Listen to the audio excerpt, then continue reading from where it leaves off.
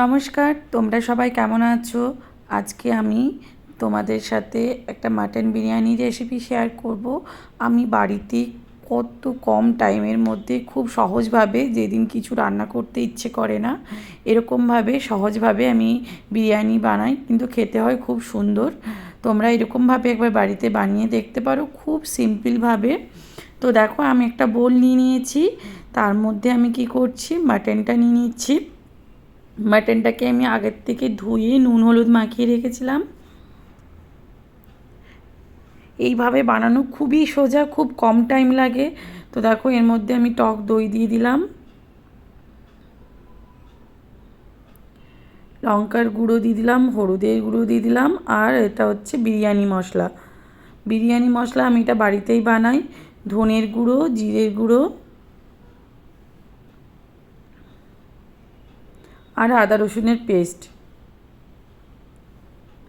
সব কিছু দিয়ে ভালো করে ম্যারিনেট করে নেব।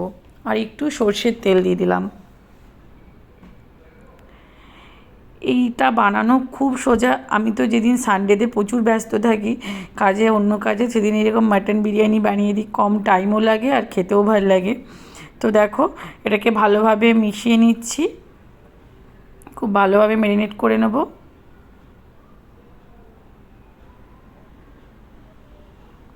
আমি একটু নুন দিয়ে দিচ্ছি। অ্যাকচুয়ালি মাংসতে নুন দেওয়া ছিল, কিন্তু টক দইটা দিয়েছি, ওই জন্য আরেকটু নুন দিয়ে দিলাম। দিয়ে আমি এটাকে ম্যারিনেট করে 1 থেকে 2 ঘন্টার মতো রেখে দেবো। কম টাইম থাকলে আধা ঘন্টাও রাখতে পারো, এরকম নয় যে 2 ঘন্টাই রাখতে হবে। আমি অ্যাকচুয়ালি সকালেই আগে ম্যারিনেট করে রেখে দিয়েছিলাম। তো দেখো, এরপর একটা প্রেশার কুকার নিয়ে নিয়েছি, ওর মধ্যে খানিকটা ঘি নিয়ে নিলাম আর একটু তেল। ঘিয়ের সাথে তেলটা দিয়ে নিলাম, তারপরে গোটা গরম মশলা ফোড়ন দিয়ে দিচ্ছি, তেজপাতা, ছোটো এলাচ, বড় এলাচ, দারচিনি, লং, সব, স্টার আনিস, সব কিছু দিয়ে তারপর দেখো একটা মিডিয়াম সাইজের আমি পেঁয়াজ কুচিয়ে রেখেছিলাম, সেটা দিয়ে দিলাম। আলাদা করে আর আমি বেরেস্তা করি না, এখানেই জাস্ট পেঁয়াজটা ভেজে নিলাম একটু ভালো করে লাল লাল করে। তারপর এই যে ম্যারিনেট করা মাটনটা আছে, এটা আমি দিয়ে দেবো এর মধ্যে। তোমরা দেখো কত সহজভাবে এটা করা যায়, মানে যত সহজে হওয়া যায় আর কি তত সহজ। বাট করে একবার বানিয়ে খেয়ে দেখো, খেতে কিন্তু একদম খুব সুন্দর হয়। তো দেখো, আমি এখন ওই বাটিটা ধুয়ে যে জলটুকুন ছিল সেটা দিয়ে দিলাম, ব্যাস। এরপর আমি প্রেসার কুকারের সিটিটা দিয়ে দেবো, 2টো সিটি দিয়ে দেবো।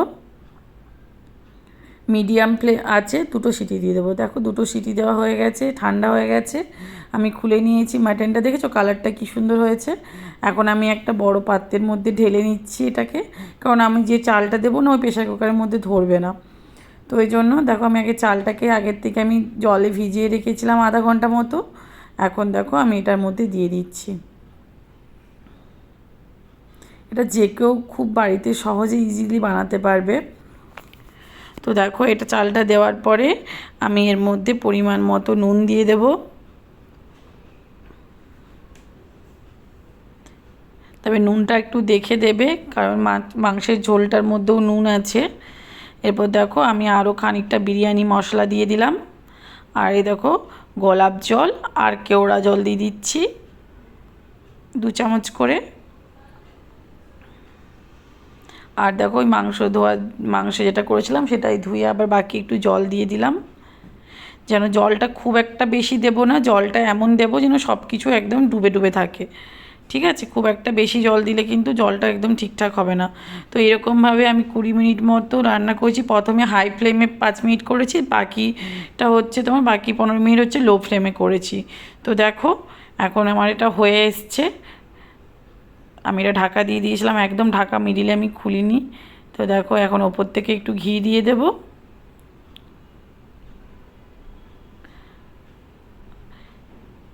এর থেকে কম টাইমে আর কিছু রান্না হয় না, খুব ভালোভাবে এটা হয়ে যায় সানডেতে।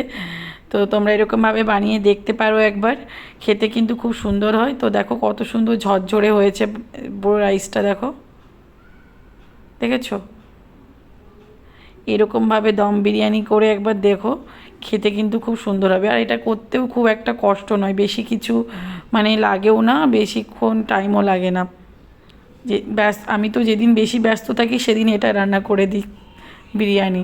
আমার ছেলের তো খুবই ফেভারিট এটা। তো কেমন লাগলো তোমরা অবশ্যই জানিও। তোমাদের এই রেসিপিটা যদি ভালো লাগে প্লিজ লাইক কমেন্ট করো। তো চলো আজকের মতো টাটা।